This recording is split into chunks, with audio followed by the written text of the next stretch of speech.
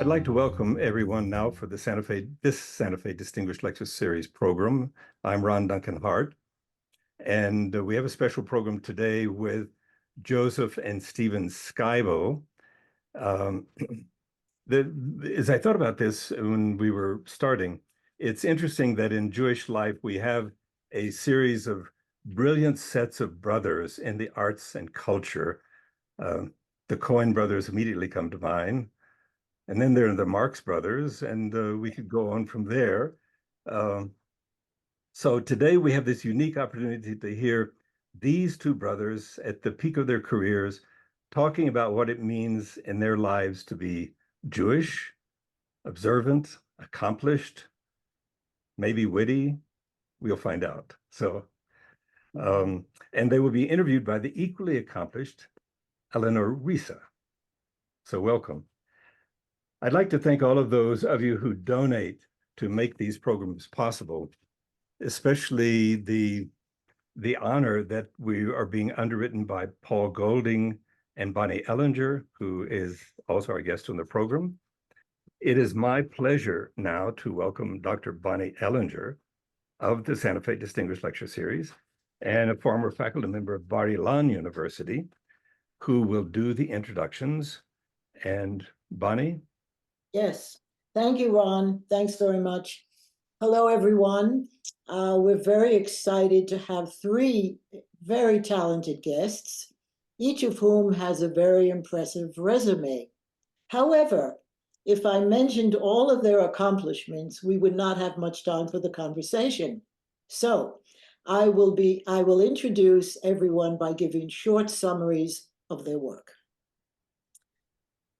Joseph Skybell is the author of 3 novels and a mythopoetic study, A Novelist Reads the Talmud. He has received numerous awards, including a National Endowment for the Arts Fellowship, the Sami Rohr Prize in Jewish Literature, and the Turner Prize. He is the Winship Distinguished Research Professor in the Humanities at Emory University. Steven Skybell starred as Tevye in Fiddler on the Roof in Yiddish, directed by Joel Grey, for which he received the Lucille Lortel Award for Best Performance by a Leading Actor in a Musical. Most recently, he was Henry Lehman in the first American production of the Lehman Trilogy, and also made his Carnegie Hall debut appearing in an evening of Yiddish songs to commemorate International Holocaust Remembrance Day. Eleanor Reissa is a Tony Award-nominated director, a prize-winning playwright, former artistic director of the Folksby and Yiddish Theater, and currently shares the audio guide duties with Juliana Margulies at the Museum of Jewish Heritage's latest exhibition, The Holocaust, What Hate Can Do. Reissa is a singer, storyteller in Yiddish and English, and the author of a memoir, The Letters Project, A Daughter's Journey. So without further ado, I will hand over the mic to Eleanor to start the conversation. Thank you. Thanks, Bonnie, and thanks, Ron. Gosh, it's good to be here. You know, Ron, when you were talking about the two famous Jewish brothers, I of course thought you were going to mention Cain and Abel, but I guess that was just my head. It's such a delight to be here with you two brothers, and I've never really seen you in the same place, and I always thought you might be the same guy. So just to clear that up, both of you are Skybells, but one is Skybell with an I, and one is Skybell with a Y. So there's a lot of conversation about this and question about it. So can we clear that up, and can we learn why that is? Well, I'll just say, we grew up in Lubbock, Texas, and our family had a fleet of stores. And the name was spelled with an I. It had been Skibelski before the family came to America, and they cut off the ski. But because we grew up because the stores were everywhere, and everybody in our hometown of Lubbock knew how to pronounce Skybell, I think I left Lubbock with a unrealistic expectation that people would know how to pronounce the name, but Stephen, I don't think, was so deluded. No, hello. I'm very happy to be here, and indeed, it was. We had our share of skibbles growing up. Sometimes a teacher, first day of school, would say skibble, and it's just when I joined the Actors Union, I just thought, well, maybe I'll change the spelling of the name just to avoid any question. And A little bit of a stage name. Yes. sorry, Go ahead. What? You paused for a moment. What did you want to say? I was just going to say, in our family, we call it going Y-Bell. And Stephen and one other cousin who was, she married into the family, she went Y-Bell. And I kind of regret never going Y-Bell. The next life. Well, it's never too late to go Y-Bell. Yeah. Why not? Why not next week? I may with my next book. Anyway, our great uncle Albert did tell me that there was a time when it was Y-Bell, but that he did say that, but I don't know, apropos of what Joseph was saying before we went live, I don't know if he was talking in terms of the yud or in terms of a Y, because Skibelsky might have had a yud, which he might have identified as a Y in his mind, but he did once say when I changed it to Y-Bell that for a while it had been spelled Y with a Y. Well, I'm gonna say we've answered the question sufficiently, at least for me. And there's so much that I know I want to know, and I know both of you guys, and I still want to know these things. And I wonder if you would speak a little bit. I mean, here are two brothers who are magnificent storytellers, each in their own medium. And I wonder if you would speak to the influence perhaps your family had on creating two men who are so creative and such good storytellers. How did they turn this out? Would you like to go first this time, Stephen? You can. I'll go first. Okay. Go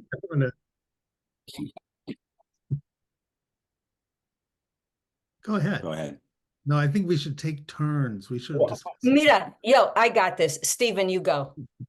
Thank you. So I wouldn't say we came from artistic family. There was no one really in our immediate family who was artistically inclined, although and I think Joseph would agree, our mother's side of the family was certainly who lived in Chicago were much more they would go to the symphony in Chicago. They were more immersed in the arts of Chicago.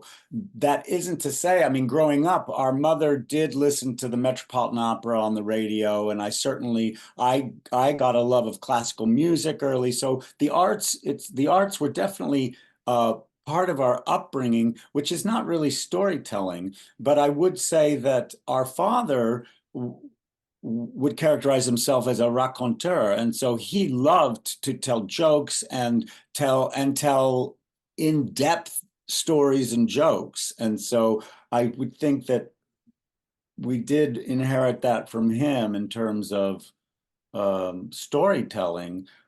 But in terms of my specific entrance into the world of the theater, I definitely just followed my brother, who went to Lubbock, Texas. Amazingly had a children's theater there. And so Joseph was in the children's theater, and then I said, that sounds like something I would like to do, and I followed him into the children's theater, and when I was 10 years old, and immediately felt that I had arrived at something that was very captivating to me, and I really have never looked back. And I've told students over the years, whatever it was that enticed me then, in some ways is still at play now, in terms of pretending and telling stories and trying to move an audience and make an audience laugh. That was back then at 10 years old. I felt that. And how about for you, Joseph? Well, I would add that we do come from a family of big personalities, big characters. It was a boisterous and large family. And so there were always sort of dramas and people with very strong opinions. And I would echo what Stephen said about our father, but I would say that our father really loved to tell stories to a crowd, and our mother had a very dry wit, and she preferred to sort of lean in and just sort of whisper something to the person sitting next to her. And if you were lucky enough to be that person, you got this really wonderful commentary on everything that was going on. And years ago, Stephen and I were actually we were having dinner together with a group of people. I mean, this was decades ago in New York. And I remember watching him sort of tell a story to the whole table. And I thought, oh, see, that's why he's an actor, because he wants to address the whole room, where he's a little more like our father, and I'm a little more like our mother in this regard, where a novelist really just speaks to one person at a time. You want to talk to everybody, but one person at a time. Wow, that's really interesting. I'm just curious, when did your family come to America? What generation was that? It was our grandfather. There were cousins here before our grandfather, but and I think he came around 1914 or something like that, maybe a little later. From Poland, or do you know? I'm just curious. From Suwałki, what Jews called Suwałki, Poland, which Stephen and I visited in 1999. I think I wrote an article for the late lamented Sophisticated Travelers in the New York Times, and I asked him to go with me, and we had a really wonderful experience there.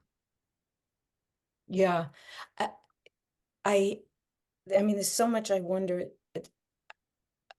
The word Jewish, and I wonder if you are a Jewish artist or an artist who is Jewish. And I mean, there's a lot to say about any of that. And so I'd like to kind of open that door. Are you a Jewish artist or an artist who is Jewish? And then, of course, what does that mean? And how does that affect your work? Joseph, you want to start? Well, that? I would say But he did the last one. please go ahead. I thought it was you, Stephen.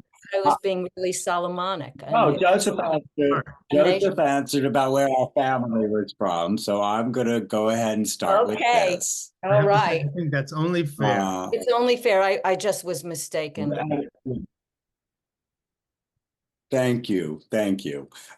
So I just want to say, early on in my career, someone like me would be sent up for auditions for anything ethnic, so my first role that I had in a film was a young Catholic priest named Father Mancini, so if you had dark ethnic looks, you'd go up for Italians, you'd go up for Jewish, and I would happily audition for anything that would hire me.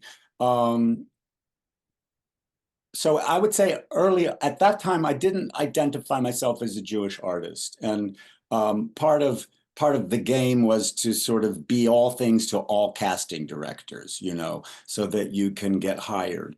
But what happened, and it's only happened in the last 5 years with playing Tevye in the Yiddish Fiddler, which coincided with a movement in the world of performance, which is there's been greater attention to, if it is a Catholic person, we want a Catholic person, or if it's an Italian, we want to try and find an Italian. If it's a person of color, we want it to be from the place where that person of, you know, a Puerto Rican, we want it to be with the authenticity of casting. So that coincided with the Yiddish Fiddler, and a lot of people recognized with the Yiddish Fiddler that it felt very authoritative in that it's a story about Yiddish speaking people, and here we were speaking Yiddish, and so not everyone in our production spoke Yiddish or was Jewish, but in terms of my being Jewish, I definitely felt I felt the mantle of being a Jewish performer, and have really taken that on since then. And people have said, well, have asked me, are you concerned that you're only going to be considered for Jewish parts now? And I would be delighted to only ever play Jewish parts now. There was something about playing Tevye in Yiddish that really connected me deeply to my Jewishness. And I really looked, playing Henry Lehman in the Lehman trilogy felt the same way of just embodying a Jewish story, and I really love spending time telling those stories, and so it came later in my career, but I really feel it's vitally intrinsic to what I want to be doing now.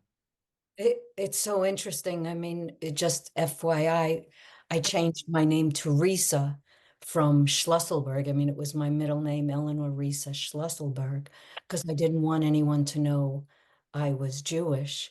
And I wanted to be able to play I wanted to have a wide career where I could also play Italian.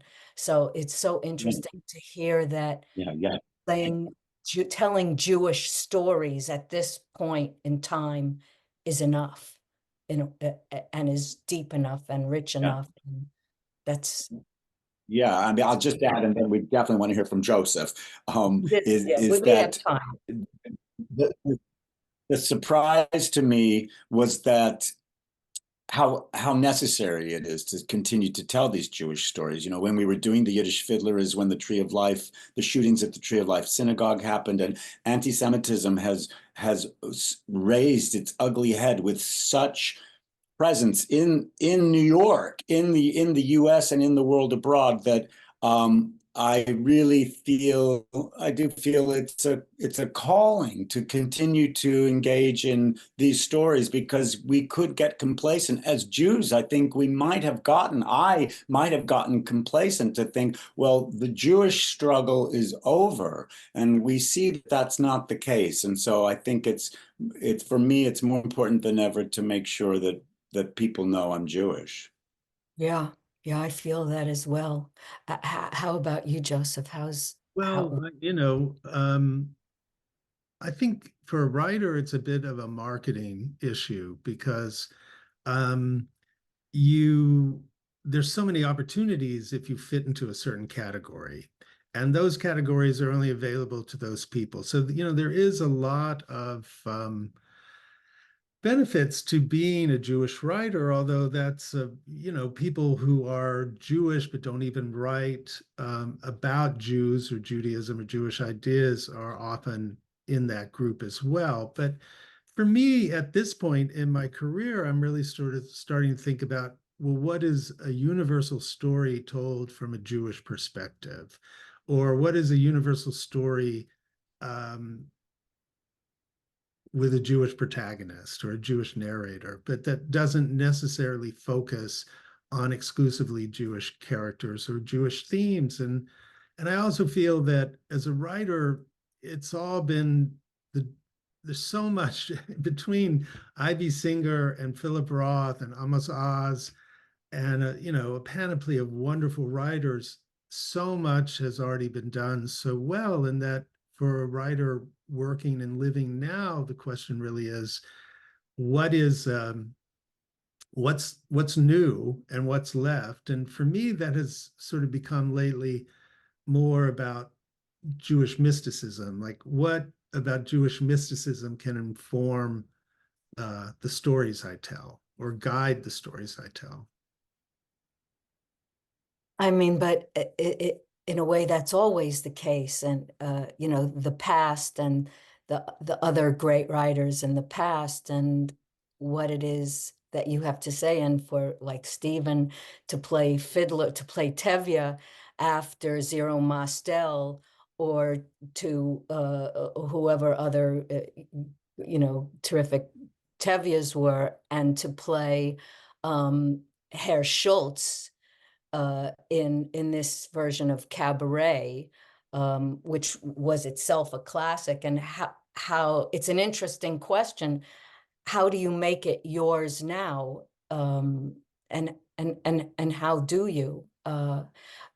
I just would get back first though to Joseph on it. I mean, do you feel that? Don't you feel you have plenty more to say after Singer and Roth, and the point of view of Joseph Skybell is what we want to know about? Right, but I don't think, you can keep going back to those stories of European persecution or the tensions of American assimilation, because I think that's just been done and done so well. And I don't feel personally I have much more to add to that. Whereas I think, an actor like Steven can play Tevye after other people have played Tevye and bring something new to it because it comes to life again. But, I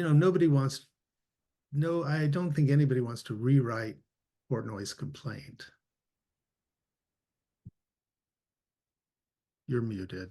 No, but your own beautiful book about the moon. I'm of course blanking on the name. Please say it. A Blessing on the Moon. The Blessing on the Moon, of course,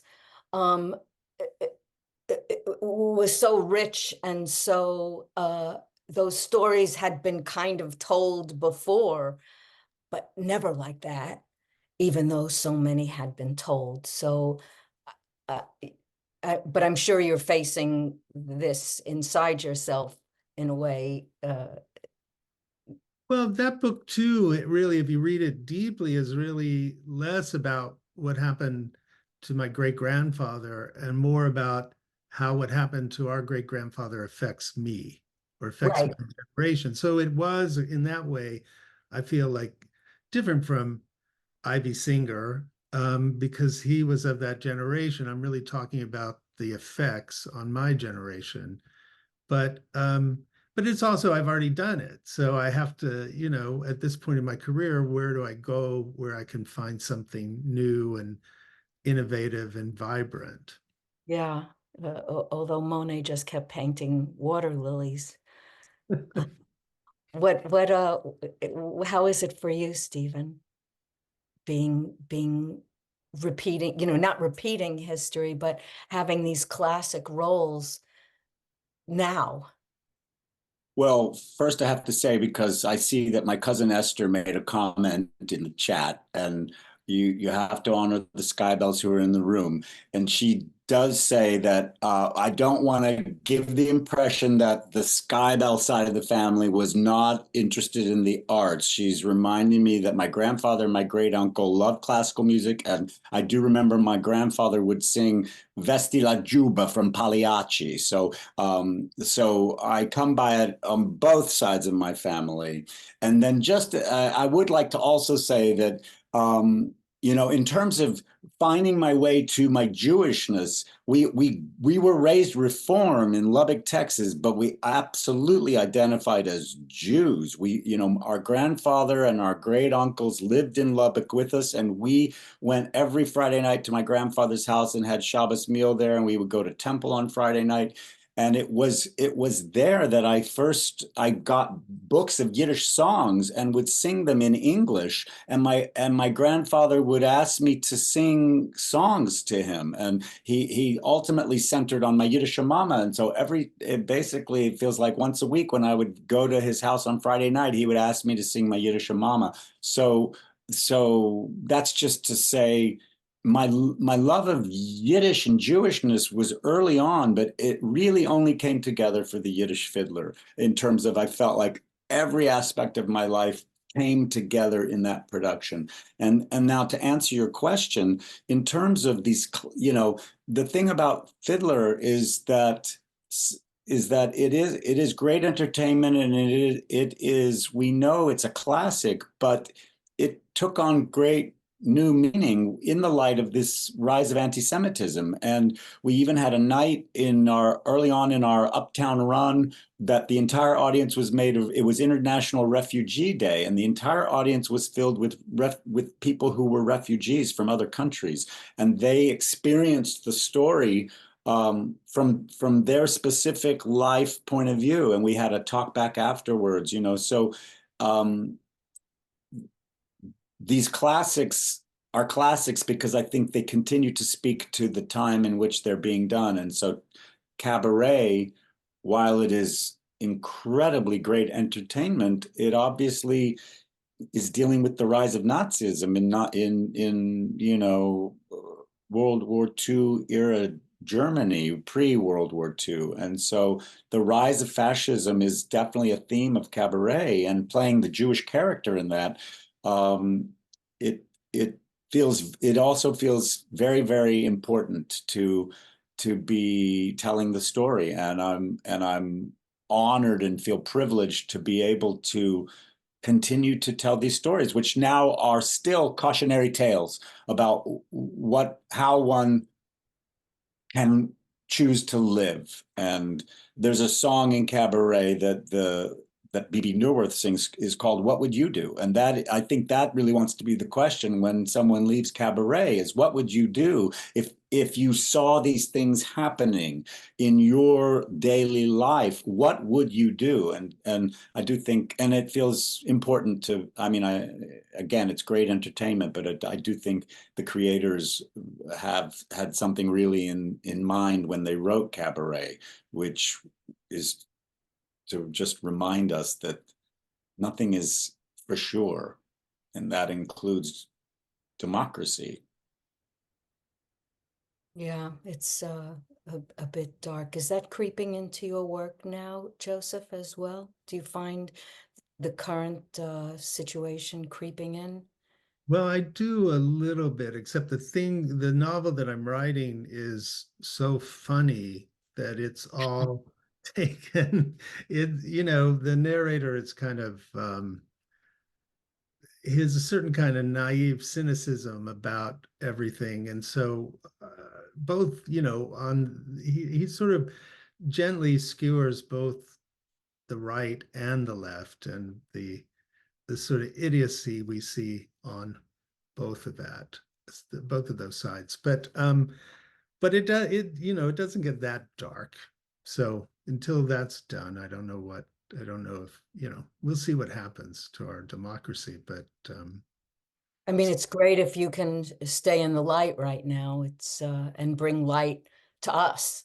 mhm. That's a good job to have as well.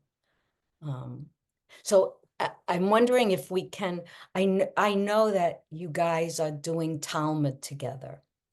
What does doing Talmud mean to those people who don't know what it means? I guess, first of all, I'll let you say what that means, because I don't know what I would say. So tell us what it means to do Talmud, which is probably not the expression anyway, and what you get from it. I'm extremely envious of it, but even though, well, okay, you go. Well, since Stephen took the last question first, I'll just say, I've dabbled in the Talmud for years. I studied it. I love what is called the Agada, the stories of the Talmud. I wrote a book about them. But, you know, I never read the entire Talmud, but there's a program where you do it 1 page a day and it lasts 7 years. And so I reached out to my brother and I said, would you like to do, it's called Daf Yomi, would you like to do Daf Yomi with me? And I said to him, you know, the thing is, if you start and you find out you don't like it, it's over in 7.5 years. And he said, Is yes, that all? It's just a 7.5 year daily 7.5 years. commitment? Yeah. So we decided to do it, and it's kind of it's fascinating, you know, because it takes you all over the world in terms of theoretical knowledge. And uh, we often discuss, you know, some of the tractates are more quote unquote dramatic than other ones. Some are a little drier, a little more technical. But once a week, we try to read a page together, and that keeps us on track. And we're in our 5th year, as we were saying, and it's really sort of fascinating. You know, a lot of it. I'll just say one more thing. You know, our father used to have this joke where, after he'd eaten a big meal, he'd push away from the table and he would say, "I enjoyed the little I ate." And so Stephen and I often say to each other, we enjoyed the little we learned, because we know we're not getting everything out of it that we could be, but we're doing it nonetheless. I'll turn it over to you now. Right. I mean, neither of us are rabbis. And but we also do identify, like sometimes my brother will ask a question, we'll be reading, he'll say, well, why that? Why that? And then the next thing we read addresses his question. And so when that happens, we call ourselves Gemara heads. And you know, that we feel proud that we are in it. And it is a lot, and it's, you know, you feel like you're becoming a real estate lawyer, you feel like you're becoming a divorce lawyer, you feel like you're becoming a psychologist. I just think it's probably stimulating my gray matter in ways I don't even know. I do have a kind of completion thing in my life, so I don't want to throw in the towel, and I haven't felt like throwing in the towel. We do it in conjunction with a program called My Jewish Learning, which sends an email every day that we can read that sort of just talks about the page we'll be reading. And then at the end of a tractate, which is sort of a volume that is collected of similar, all about one topic, there's a siyum, which is a celebration, and that's My Jewish Learning does an online celebration of that, and 3 rabbis will address certain aspects of that tractate. So it isn't simply the blind leading the blind, in that we do have some resources beyond us to kind of continue to focus how we're reading.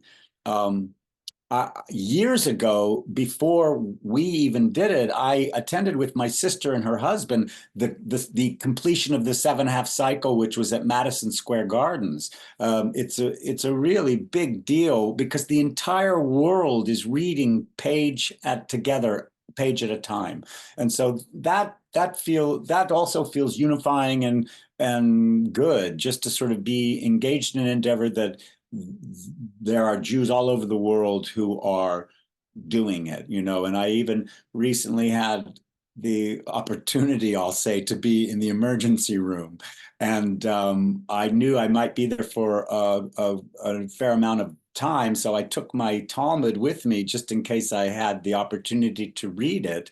And the emergency room doctor came in with a yarmulke on, and he saw my volume, and he also was doing Daf Yomi. So we were able to just sort of chat about the page. And so that was, you know, I liked that. And I'll just say, Yes. before we did this, we learned many years ago that we actually enjoyed learning things together, that it was a good way for us to stay in touch. And so we went together through it's called the First Hebrew Primer. We learned biblical Hebrew together, and then we went through the Weinreich Yiddish and the Sheva Zucker Yiddish, and we did that, as we said, often mit zwei Bicker often telephone. That's so enviable, really. I mean, it's so smart and thoughtful and loving. And have you ever collaborated on anything besides, I'm not minimizing this, but I just wonder, have you made something together, fellows? We never have, not yet. No. There've been things that we've talked about doing, but it hasn't happened yet. But I think it would be really something to do. But it hasn't happened yet, but I wouldn't be surprised if it does. Yeah, I'd be happy to direct it if that. Just to talk a little about Take, your Yiddish, Stephen, and also Joseph, you're guitaring, ain't you? Mhm. I mean, I don't know as much about that, but can you tell us a little bit about these other creative pursuits? Stephen, I think it's your turn. No, I'm ignoring Oh, Stephen. no. I'm going straight to Oh, Joseph. well, the guitar is really a hobby. I played it a lot when I was a kid, and then I really kind of put it aside so I could focus on writing. And then really after my father died, I got a little bit of an inheritance came in, and I thought I was going to buy a guitar with it. And it sort of started me on this whole crazy path. But it's for me, it's nothing I ever want to do professionally. It's just sort of for myself, although I've been very fortunate. I've had some extremely incredible teachers. My friend, the late guitarist Michael Chapdelaine, who recently died, was a great teacher of mine, an absolute brilliant musician. And now I'm working with a man named John Stropes, who transcribes all of Michael Hedges' work. And he's also like an inspiration. And my guitar teacher when I was a kid, Spider Johnson, who taught me like from age 9 to probably when I went to college, was just such an important mentor in my life. And so to re-pick up a guitar now and sort of really be doing everything I didn't do with it all these years, like I'm really learning how to really play a guitar, is just for me, it's just kind of a pleasure. And also, if you're not a sports guy, it's a way to talk to other American men. It's a piece of advice for people out there. And does that creep into the writing in some way? Does it feed you? Well, I find that it's a nice way to learn about yourself as an artist, so I always tell this story to my writing students, but I was learning the Pierre Bensusan piece. It was very difficult. I learned it, then I memorized it, but I never memorized the last 4 measures. And I realized like this is a thing with me. Like I get 98% and then I'm like, whatever. And so as a writer, it made me really think like, no, take those last 2% seriously, because it makes all the difference. Yeah, yeah. And Stephen, just the Yiddish, the pursuit of Yiddish and the pursuit of Yiddish work. I know how hard you work on that and have worked. And I know for me, like thinking in Yiddish is different than thinking in English. And so anyway, how's that been for you? It's been such Well, a take. yeah, when Joseph and I had studied a little Yiddish before Yiddish Fiddler, and then I had a summer in Chicago where I went to a Yiddish the Northwestern's Yiddish teacher. The class, she was going to let me audit the class, but then the class didn't happen because the enrollment wasn't large enough back then. And so she very kindly offered to let me come to her home once a week, and she taught me Yiddish. So I started Yiddish Fiddler with a little Yiddish, and our grandparents in Lubbock, Texas, and our elder relatives would speak Yiddish, but we're the recipients of a whole, it's a whole thing. You hear this again and again, that the grandparents spoke Yiddish so you wouldn't know what they were saying, as opposed to teaching us the language. So I had the sound of Yiddish in my ear, but I didn't really know Yiddish. So, and it was while doing Yiddish Fiddler that all of a sudden synagogues were asking me would I come and sing songs in Yiddish, and they were asking Zalman Mlatek, who you know, Eleanor, who is the artistic director of the Volksbühne and was the musical director of our Yiddish Fiddler. We were going to do that together, and you know, part of me, you can understand, felt a little bit like an imposter because I didn't really have these songs. I would have to be learning these songs, these Yiddish songs. And that was one of the great benefits of the pandemic, is that when everything stopped, Zalman and I, he gave me these 3 volumes that his parents put together of all of anthology of Yiddish music. And he and I on Zoom, he took me through these songs, and I had the entire pandemic to learn these songs and really think about them and prepare them for one day that I might sing them. And I just and have done that. I've done that since we've gone back to performing. And I just have to say that, again, it is unlike anything I've ever experienced in English in terms of the American songbook. I've never, ever really felt comfortable. If someone were to ask me, would you do an evening of American songbook songs? I would be like, well, there's so many people who can sing so much better than I can sing. But I really feel with the Yiddish songs, there's something more than just pitches and notes. It's something so much deeper for me to give voice to these songs that I just love it beyond belief. And truly, if that's all I did, I would be very happy. You know, if my career became less about appearing in plays and just about singing Yiddish songs, I would be so delighted to just do that because I love it so.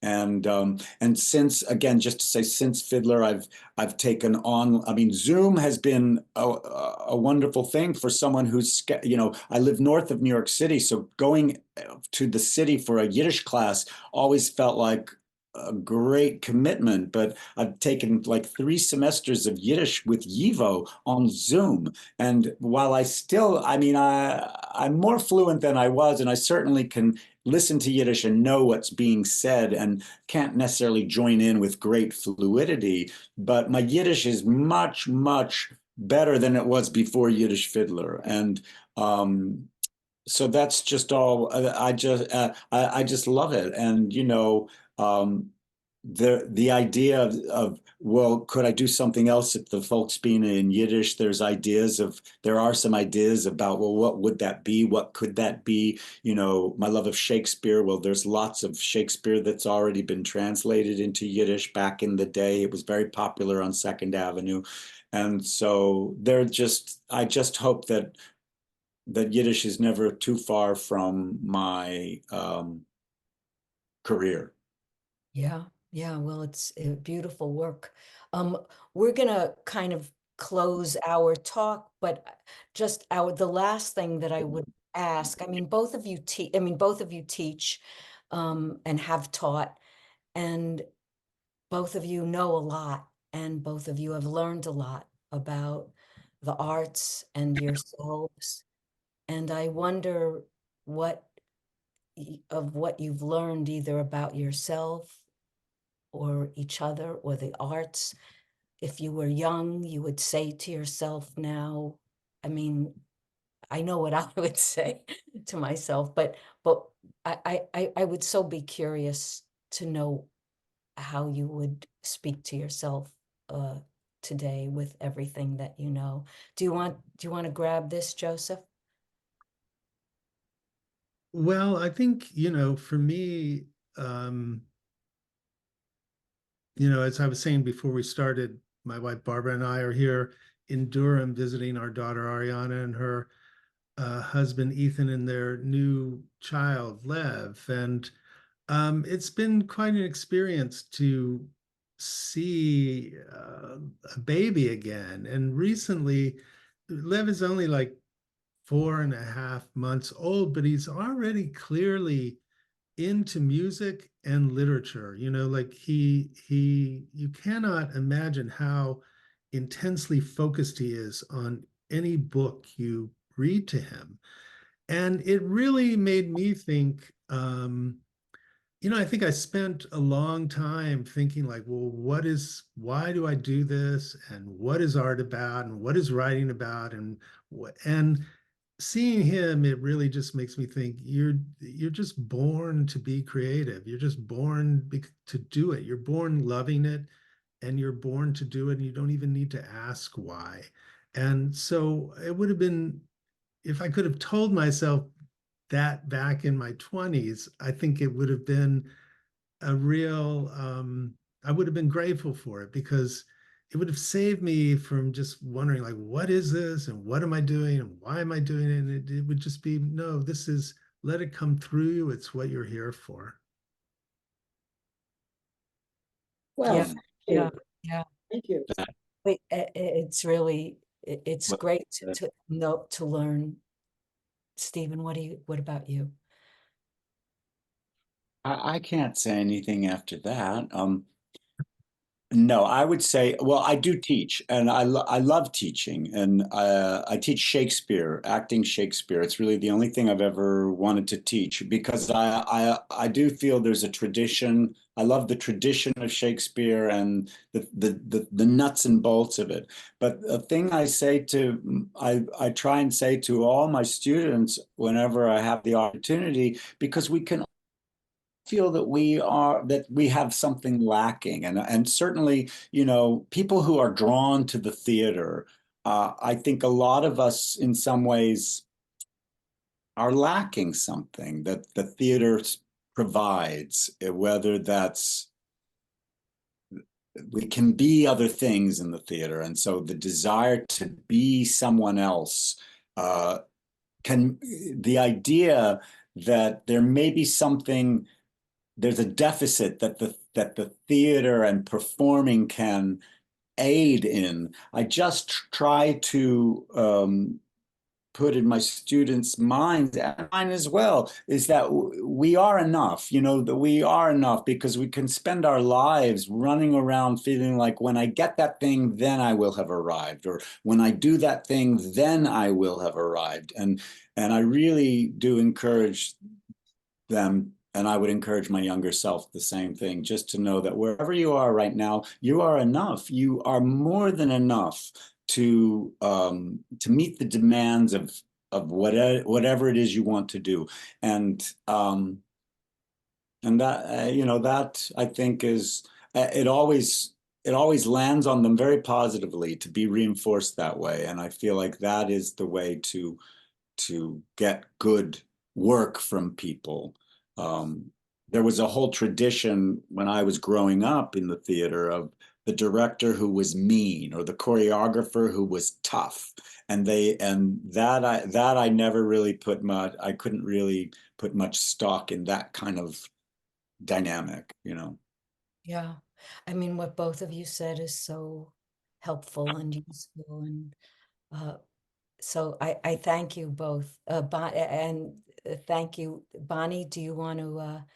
Yes, we have some questions here in the Q&A. A couple of questions actually relate to the Dafyomi, as well as Stephen's performance of the songs of the Holocaust. But I think that has been covered, so we won't ask those questions again, but I thank those people who did ask those questions. There's a question from Robin Schachter for Joseph. And the question says, regarding Joseph's current work, isn't that the most Jewish of responses to threat, humor? Oh no, of course it is. Of course it is. Yeah. Do you want to say anything more about that, Joseph? Well, you know,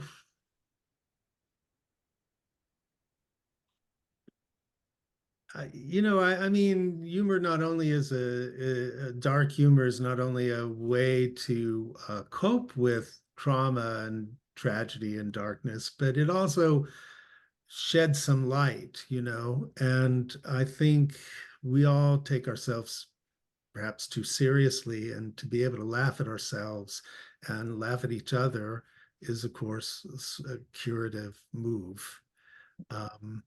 And I'll just say this book is very funny.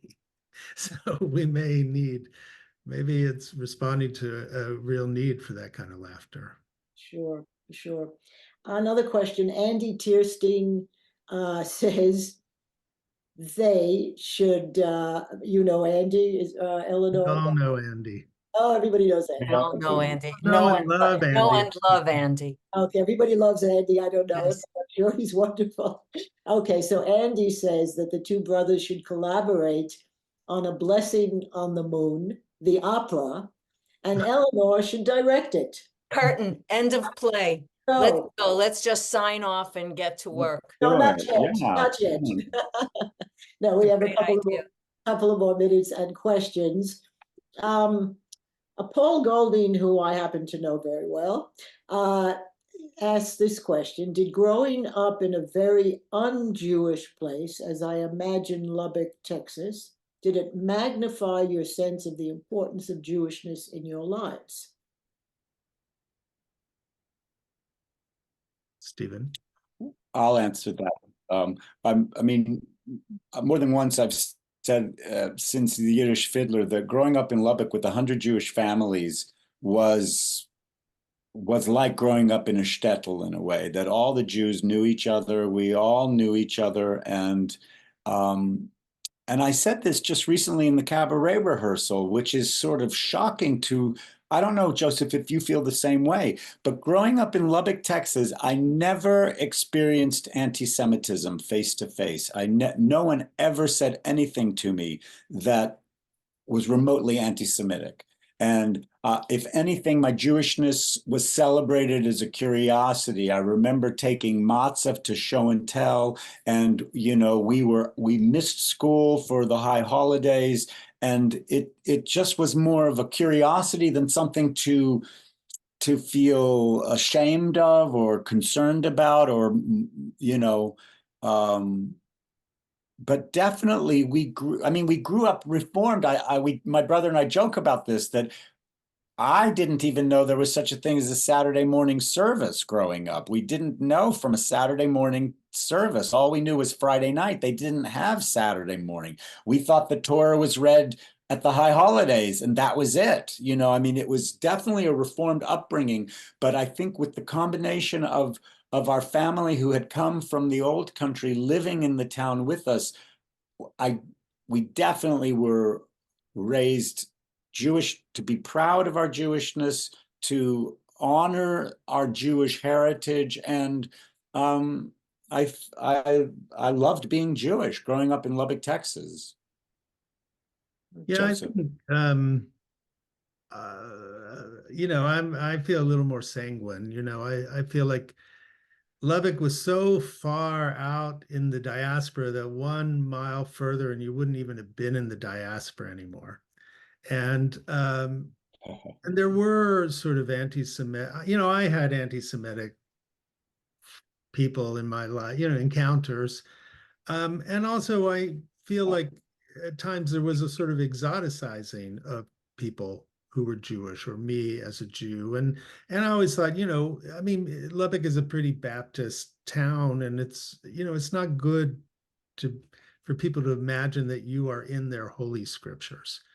And I used to sit in synagogue on a Friday night and think, this is ridiculous. Like, the whole community is here as one body with our telltale insignia out on the outside of the building, like we're sitting ducks. So I don't know where all that came from. It may have been epigenetic. It may have been, my grandparents' experience, but so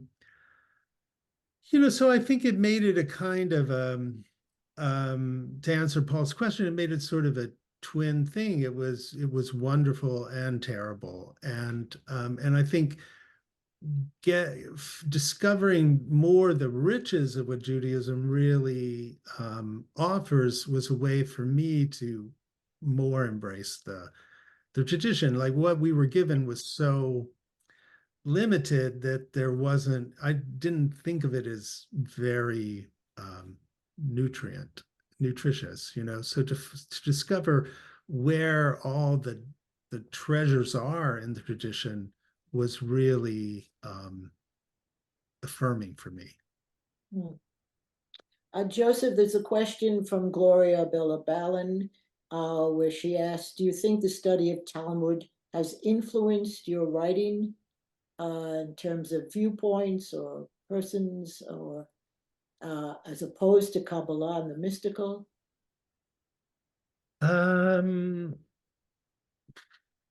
That it would be very hard to say, I mean, when you get to the storytelling in the Talmud, it's so concise and it's so spare, and yet it can be blown up into, like in some ways, I think that those tales are our Shakespeare. Those tales are our Greek tragedies, and they're all written so concretely in little 150-word bites, but like a play, they're just dialogue and stage directions. And so from that, you can kind of, as I see my brother often do, you can just infuse a character with so much life and so much fullness. And so I think from understanding that, maybe it's helpful to think, oh, a story can be very simple, but also gigantically profound. Stephen, when you talked about Madison Square Garden celebrating the end of 7.5 years of Daf Yomi, and all those people in the same room at the same time having the same celebration, it reminds me of the years that I lived in Israel, right before Erev Pesach, right before the holiday begins, when people are going to friends and families, and there are a lot of people on the roads, there's a lot of traffic, people are listening to the radio, and every year I would become emotional when I would hear the announcer on the radio say, Chag Sameach L'Kol Bet Yisrael, a very happy holiday to all of the people. And I'm thinking, everybody is doing this now. And it gives you a wonderful sense of community and Jewishness that all comes together, at the same time. So that resonated with me very much. Yeah. And yeah, absolutely.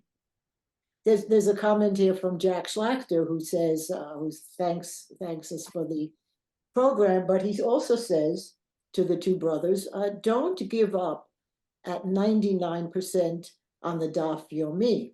All the answers come on the last page. So if we didn't know that, you should just keep going. The surprise ending. It's the surprise ending. So good to know. Thank you, Rabbi Jack, for that comment. And Ron, do you have anything you would like to ask, or should we say goodbye to these wonderful people?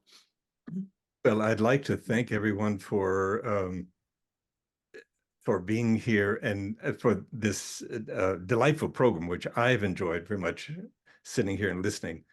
And so we appreciate your being here, and thank each one of you for your comments.